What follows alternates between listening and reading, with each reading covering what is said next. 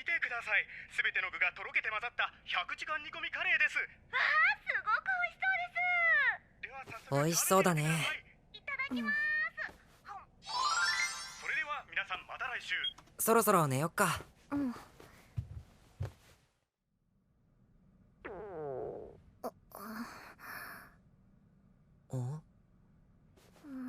お腹減った？大丈夫。